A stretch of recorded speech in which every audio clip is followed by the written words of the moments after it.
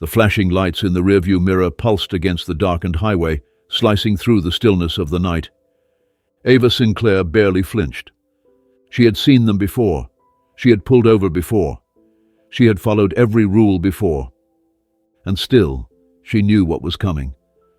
The road stretched out ahead, empty. The few cars that had passed moments earlier were gone now, swallowed by the darkness.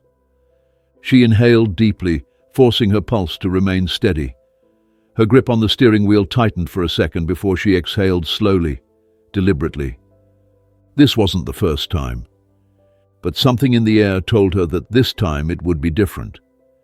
The officer's car crept closer, its blinding beams bouncing off the wet pavement as it came to a stop just behind her. A door opened, the heavy thud echoing into the silence. She reached toward the glove compartment, her movements slow, calculated. Her fingers barely brushed against the worn leather of her registration case before she froze. She had learned early on, never move too quickly, never give them a reason. The officer's footsteps crunched against the gravelly shoulder. Unhurried, methodical.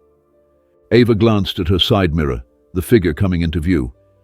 He wasn't in a rush, wasn't tense or cautious. His walk had an air of ownership, like he had already decided how this was going to go. She sat up straighter. Not tonight. A sharp knock on the window. License and registration. No greeting, no explanation, not even a pretense of politeness.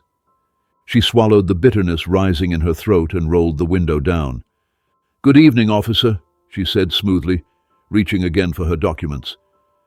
His silence was an answer in itself. She handed them over, her fingers barely brushing his as he yanked them from her hand. The badge on his chest caught the dim glow of the streetlight. Calloway. She had heard that name before. The officer's cold eyes skimmed her license, his lips pressing into a thin line. "You from around here?" Ava's jaw clenched. The question was casual only on the surface. Her address was on the license. He already knew the answer. "I live a few miles up," she replied, her voice steady. "That right?" he mused, looking at her again, this time with something else in his gaze. She knew that look, the kind that measured, the kind that tried to decide whether she was the type to back down or the type to be put in her place. "You know why I pulled you over?" Ava let a beat pass. Careful. Her heart tapped against her ribs, but she kept her face neutral. "No, officer. Was I speeding?" A smirk tugged at the corner of his mouth, slow and deliberate. "Tail lights out." Her brow furrowed. That was a lie. She had checked them just last week, but she knew better than to say that. Instead, she nodded. "All right, I'll get that fixed." His smirk widened. "You seem real cooperative," he said, tilting his head slightly. "So let's make this quick. Step out of the vehicle." Her stomach tightened. "Here we go." She kept her hands in sight as she unbuckled her seatbelt. "Is there a reason, officer?" His smile didn't reach his eyes. "Because I said so." Her pulse thrummed in her ears. Ava had seen enough cases to know where this was headed. She had represented too many people whose stories started just like this and ended in something far worse. Her mind worked fast, calculating. Comply now, fight later. She opened the door and stepped out. The cool night air pressed against her skin as Calloway took a step back, watching her. Hands on the hood. She let a slow breath slip between her lips before turning toward the car. His boots scuffed against the asphalt as he closed the distance behind her. And then, the sharp click of cuffs. She stiffened. "What am I being detained for?" His grip tightened around her wrist. "Obstruction." A fire burned in her chest, but she forced herself to stay calm. "This is illegal," she said quietly. His breath was warm against her ear as he leaned in, voice dripping with amusement. "Yeah? And who's going to stop me?" Her blood ran cold, and in that moment, she realized something. He didn't see her as a lawyer. He didn't see her as a citizen. He saw her as something less, And men like him always believed they could get away with it. Not this time. The ride to the station was silent. Ava sat in the back seat, the hard plastic digging into her spine, her hands cuffed tighter than necessary. Her breathing was steady, but her mind was moving fast. She had seen officers like Calloway in court before, the ones who lied under oath, the ones who falsified reports, the ones who never paid for their mistakes. She had fought for victims. She had watched the system fail them over and over again. But now she was the case.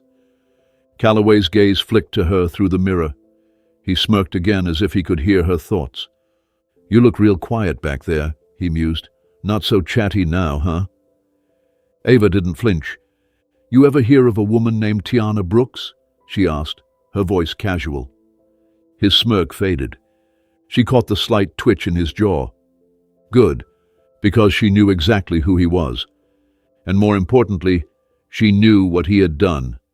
Tiana Brooks, 24, pulled over by Calloway 2 years ago. Unlawful search, false charges, case dismissed. And Calloway had walked away untouched. She had dug into his record after that case, looking for patterns. And now, fate had dropped her right into the middle of his web. But Calloway had no idea who he had just arrested. Ava turned her gaze back to the window, watching the streetlights blur past. She wasn't afraid. She was preparing. He thought she was just another black woman he could intimidate. He thought wrong, because by the time she walked out of that station, his career would be over, and the world would finally see who he really was. The game had just begun, and Ava Sinclair never lost. The station was cold.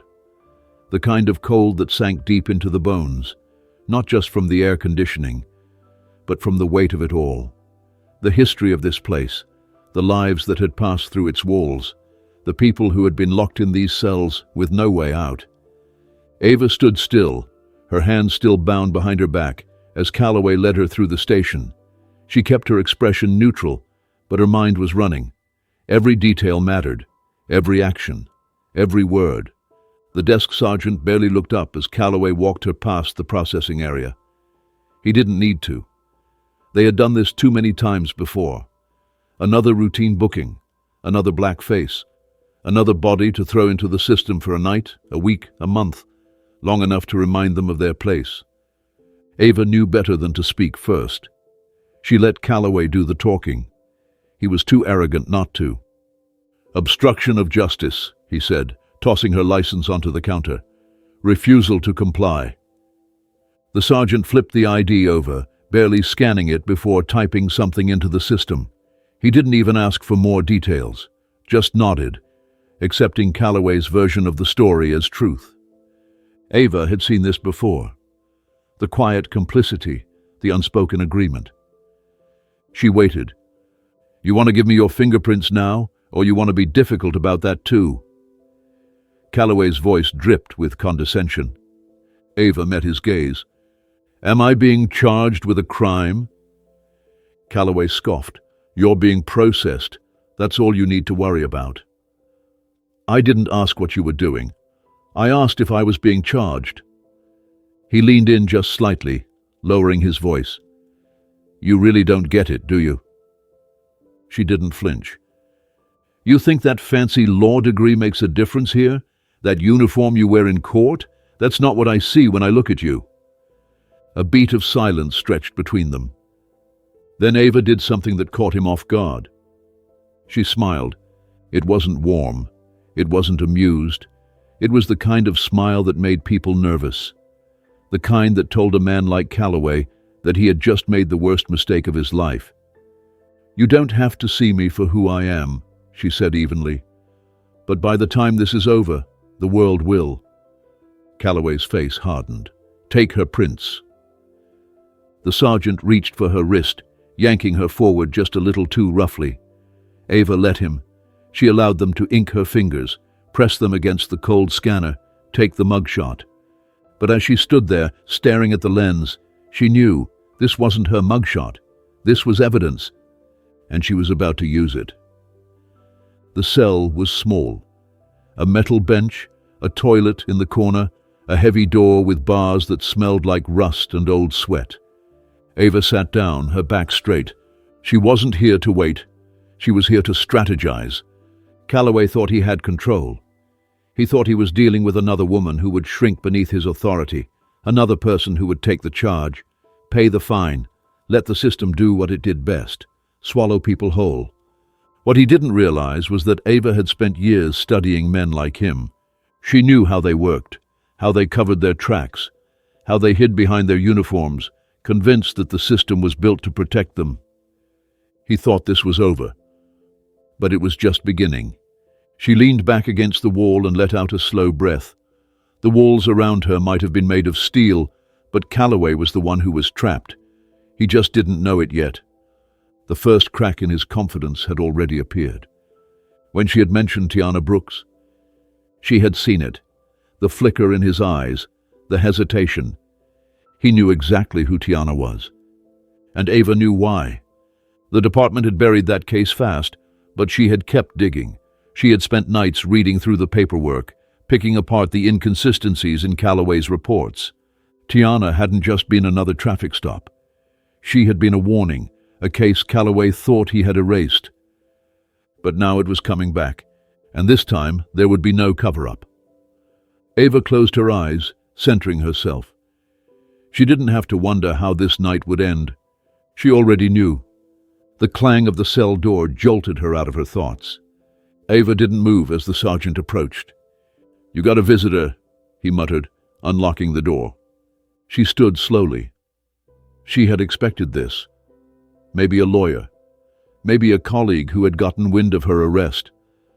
But the moment she stepped into the hallway, she knew she was wrong. Because standing there, waiting for her, was Calloway. And this time, he didn't look so smug. There was tension in his jaw, a stiffness in his stance that hadn't been there before. His confidence was cracking. Ava stopped a few feet away, lifting an eyebrow. "Did you miss me already?" Calloway exhaled through his nose, his gaze sharp. "Who did you call?" Ava tilted her head slightly. "I don't know what you're talking about." His fingers twitched at his side. "Someone made a call. Someone high up." She said nothing. "I don't know what kind of game you think you're playing, but it won't work," he muttered. "You're not special. You're not different from the others. You think they care about you because you got a nice job, because you know the law." He took a step closer, lowering his voice. "This world wasn't made for you." Ava stared at him for a long moment. Then she smiled again. "That's where you're wrong." Because she had already won. Calloway didn't realize it yet, but this night was the beginning of the end for him. And by the time the sun came up, his badge wouldn't mean a damn thing. The morning was crisp, the air carrying a faint chill, but inside the courthouse the tension was suffocating. It was the kind of tension that didn't just sit in the air. It pressed against the skin, crawled into the bones. Calloway had walked into court like a man who still believed he held all the power. His uniform was crisp, his posture rigid, his expression unreadable. But Ava could see it, the small cracks forming beneath the surface, the stiffness in his jaw, the way his fingers twitched slightly at his sides, the way his eyes darted around the room as if trying to gauge just how deep he had sunk. He hadn't realized yet, but this wasn't just another case. This wasn't something he could talk his way out of, rewrite in a report, or have dismissed with a quiet backroom conversation. This time people were watching. Ava sat at the defendant's table, her presence as unshaken as ever. She wasn't here to defend herself. She was here to expose a system that had protected men like Calloway for far too long. And today, the weight of truth was heavier than his badge. The courtroom was filled. Journalists lined the back row, pens poised, cameras ready. A few familiar faces sat among them. Community leaders, civil rights attorneys, people who had seen this play out too many times before and weren't about to let it happen again. When the judge entered, the room fell into a hush. Ava didn't need to turn her head to know that Calloway's confidence had started to slip. The first blow came with the introduction of evidence. "Your Honor," the prosecutor began, adjusting his glasses as he addressed the judge. "What we are dealing with is not just an isolated incident. What happened to Lieutenant Ava Jackson is part of a pattern, one that this department has failed to address for far too long." Calloway exhaled sharply through his nose. He shifted in his seat, his shoulders tensing. The prosecutor continued, "We have documented evidence showing that Sergeant Calloway has disproportionately targeted black drivers, issuing unwarranted citations and escalating routine traffic stops into unlawful detainments." The murmurs in the courtroom started then, a low hum of unease spreading through the crowd. The prosecutor turned toward the judge. "Additionally, we have recovered body cam footage from multiple prior cases where Sergeant Calloway's actions have been questionable at best and outright unconstitutional at worst." Ava allowed herself the smallest nod. She had told Calloway. She had given him the chance to back down, to walk away before he buried himself. But he had underestimated her, and now the walls were closing in. The judge motioned for the bailiff. "Play the footage." A screen lowered at the front of the courtroom. The first clip rolled. The room watched as Calloway pulled over a black woman driving home from work. The same tone, the same arrogance in his voice. No cause for the stop, no explanation, just an order: step out of the car. Then another clip, and then another. Traffic stops that had turned into arrests for nothing more than questioning authority. Drivers detained, searched without cause. Women, men, teenagers, all black, all threatened, harassed, or falsely accused. The tension in the courtroom thickened, and for the first time since this had started, Calloway looked nervous. He leaned forward, gripping the edge of the table. He turned toward his attorney, whispering something. His mouth was tight, his face burning red beneath his pale complexion. He wasn't in control anymore. When the footage ended, silence followed. The judge folded his hands, looking toward the prosecutor. "You're suggesting a motion to dismiss charges against Lieutenant Jackson?" "Yes, Your Honor," the prosecutor said, his voice steady. "Not only that, but we are formally requesting an internal review of Sergeant Calloway's conduct, as well as the department's handling of these cases." The judge shifted his gaze toward Calloway. "Sergeant, do you have anything to say for yourself?" Calloway straightened his spine. He had spent years hiding behind authority, but now the room was no longer looking at him with respect. They were looking at him with scrutiny. His mouth opened, but no words came. For the first time in his career, he had nothing to say. The judge exhaled. "The charges against Lieutenant Jackson are dismissed, effective immediately." His gavel came down, firm and final. "Furthermore, an inquiry into Sergeant Calloway's history with this department will begin immediately. This court takes these matters very seriously." Ava remained still as the ruling was handed down, but inside she could feel the shift. She turned her head slightly, catching Calloway's eye. His hands were clenched into fists, his entire body rigid. She smiled, not in triumph, not in arrogance, but in certainty, because Calloway had thought that badge made him untouchable, and now it was nothing more than a piece of metal weighing down his chest. Outside the courthouse, the air was thick with tension. Calloway stormed out, his jaw tight, his fists still clenched at his sides. This wasn't supposed to happen. A woman like Ava wasn't supposed to fight back. She wasn't supposed to win. She was supposed to take the charge, pay the fine, move on like every other person he had thrown into the system. But now his name was on the chopping block. The press had gathered, reporters with cameras and microphones, ready to catch his reaction. He moved quickly, shoving through the doors, his breath coming fast. He wasn't sure where he was going, just away. But then, a voice. "Sergeant Calloway." He turned sharply, his stomach twisting at the sight of the police chief standing a few feet away, arms crossed. Calloway swallowed. "You and I need to talk," the chief said, his tone unreadable.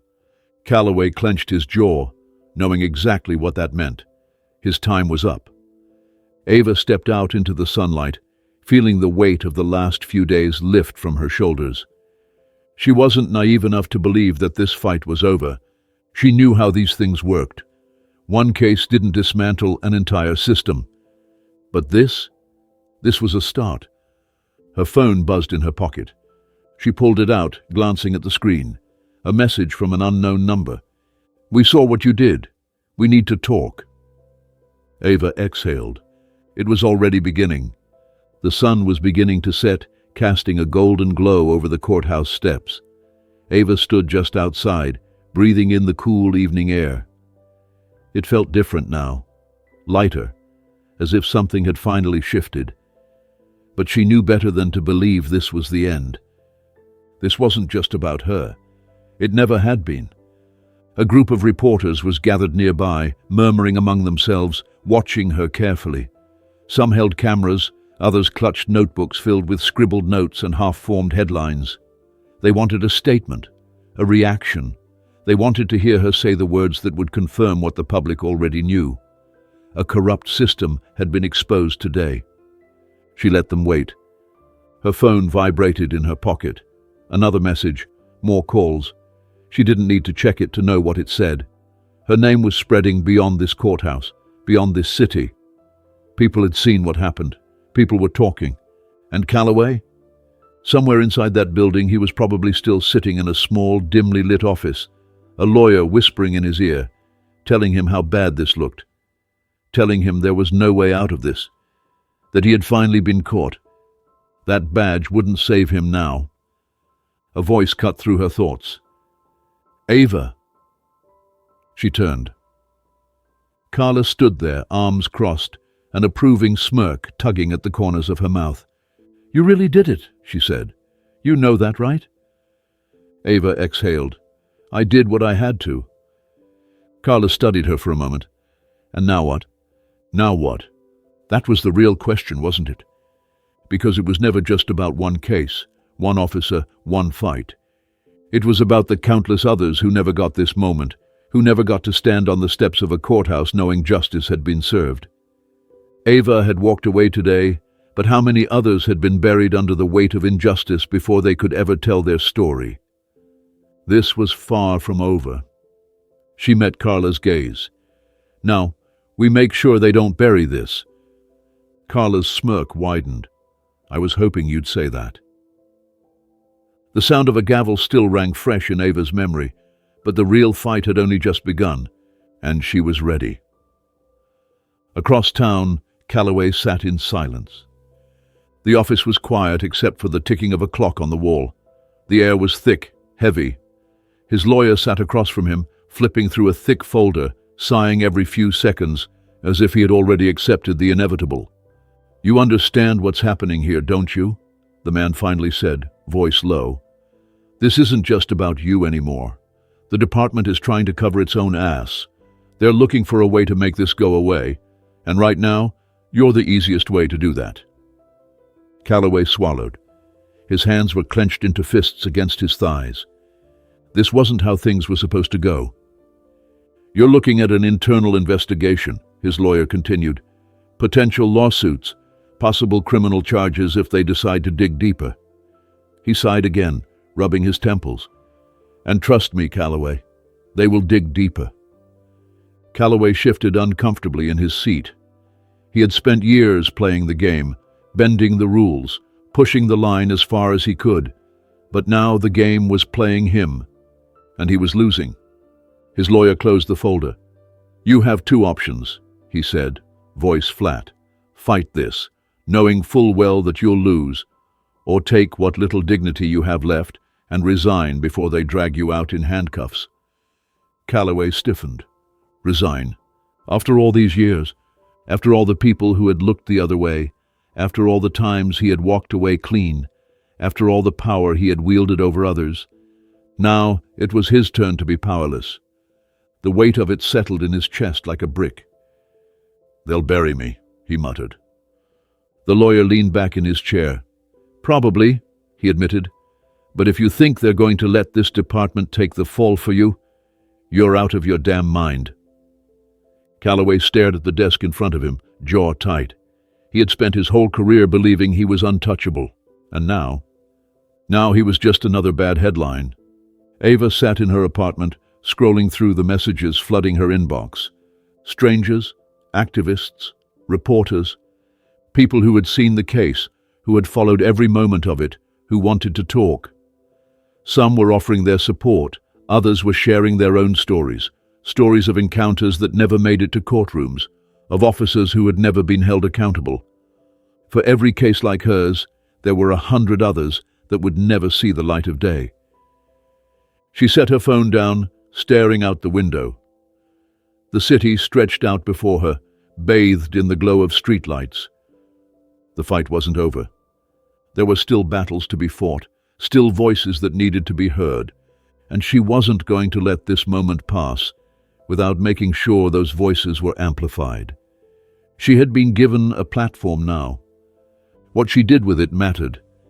The system didn't change overnight. It took pressure. It took persistence. It took people who refused to be silent. She picked up her phone again, fingers hovering over the keyboard. Then, without hesitation, she started typing. Her voice had been heard today. Now it was time for others to speak. This isn't just a story about one woman fighting back. This is about all the times people like her have been silenced. This is about every person who has ever been told to comply, to stay quiet, to just accept injustice, because that's how the system works. The system thrives on silence. And that's exactly why we have to keep talking.